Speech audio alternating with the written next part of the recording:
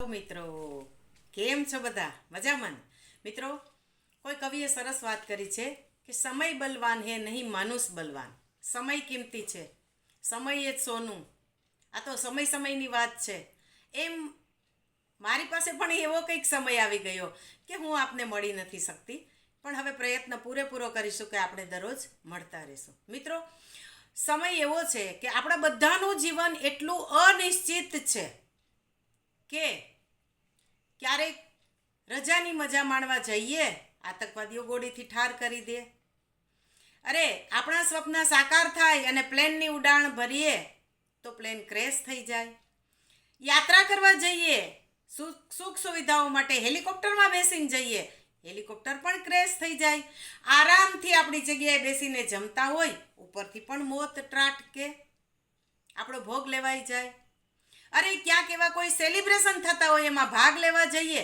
તો કચડાઈને પણ મૃત્યુ પામીએ. આવી તો કંઈ કેટલી ઘટનાઓ જોઈ અને આપણને વિચાર આવે કે સલામતી ક્યાં છે. સમય અનિશ્ચિત છે.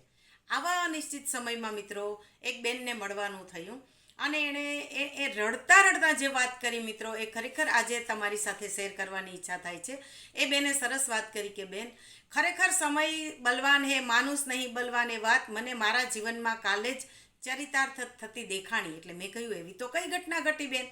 ત્યારે એ બેને સરસ વાત કરી કે બેન ઘરમાં બે દીકરા વહુઓનો પરિવાર હોય એટલે થોડી ઘણી કંઈ ક્યાંય કડવાશ ઊભી થાય ત્યારે મેં સહજતાથી વહુઓને શિખામણ આપી કે ભાઈ સંપીને રહેવું જોઈએ, ભાંડેડા છો, એક જ મા બાપના સંતાનો છો, આ નાનો છે તો એણે મોટાનું માન જાળવવું જોઈએ, તું મોટો છે તો તારે નાનાનું પણ ધ્યાન રાખવું જોઈએ.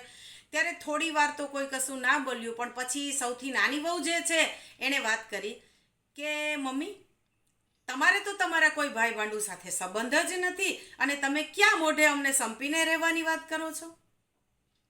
તમે તો આપણા કાકાજી કે આપણા મોટા ભાઈ જે આપણે કહીએ મોટા પપ્પા એમની સાથે ક્યાંય પણ સંબંધ તમે તો રાખ્યા જ નથી અને તમે ક્યાં મોઢે અમને સંપીને રહેવાની વાત કરો છો?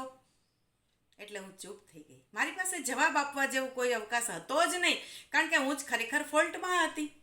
પણ હું એવું સમજતી હતી કે હું વડીલ છું એટલે મને શિખામણ આપવાનો હક છે, પણ એ શિખામણ આપવાનો હક હું મેળવી શકું એવું કોઈ વર્તન તો મેં કર્યું જ નહોતું. છતાં અપમાનને ગળી ગઈ. આપણે કહીએ ને કે સમયને પારખવો જોઈએ, સમય આવીએ સાવધાન થવું જોઈએ. ફરી પાછી એક બે દિવસ પછી એવી ઘટના ઘટી કે સાંજની રસોઈનો ટાઈમ હતો, છોકરાઓને પણ ભૂખ લાગી હોય એવા સમયે મોટી વહુ છે એ ફોનમાં એમના મમ્મી પપ્પા સાથે કંઈ વાત કરી રહી હતી.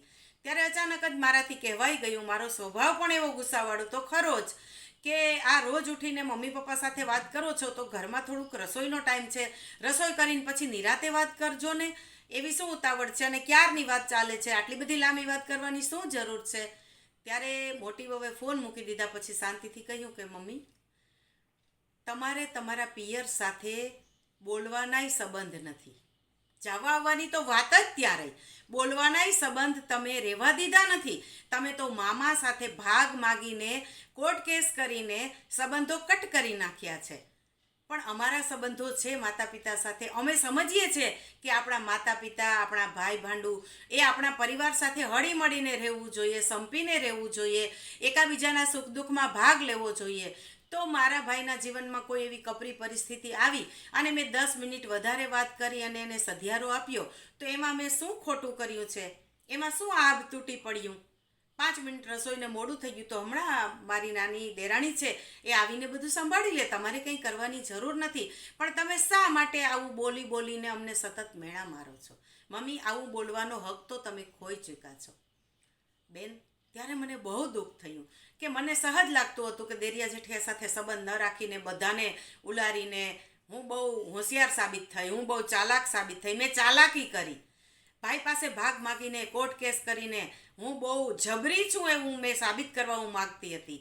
પણ આ બધું સાબિત કર્યા પછી પણ હું ક્યાં આવી? હું તો ખીણમાં પડી ગઈ. આજે મારા સંતાનો પણ મને વારે વારે ટોકે છે કે માં તું ક્યાં મોઢે અમને સંપીને રહેવાનું, ભાઈ ભાંડુ સાથે સંપીને રહેવાનું, પરિવાર સાથે સંપીને રહેવાનું એવું ક્યાં મોઢે કહે છે? તે તો આવા કોઈ પણ સંબંધો રહેવા દીધા નથી. એટલે તમામ બહેનો છે એને મારી વિનંતી છે કે આપણે જે વસ્તુ સહજ લાગતી હોય ને કે આવી રીતે તો બધાનું અપમાન કરી દેવું ને બધાને મોઢા ઉપર પરખાવી દેવું ને ભાભીને તો બરાબરનું કહી દેવું ને પિયર જઈએ ત્યારે ત્યાં તો બરાબરના બધાના વારા પાડવાના. પણ એ જ વસ્તુ જ્યારે આપણા સંતાનો છે ને, આ સ્માર્ટ પેઢી સાથે આપણે જીવીએ છીએ. આ સ્માર્ટ પેઢી બધું જ સમજે છે, બોલતી નથી. મોકો આવશે ત્યારે એવું બોલશે કે બરાબર અહીંયા ઘા કરશે, અને એ ઘા તે દિવસે સહન તો નહીં થાય પણ રડવાનો પણ વેત નહીં રહે.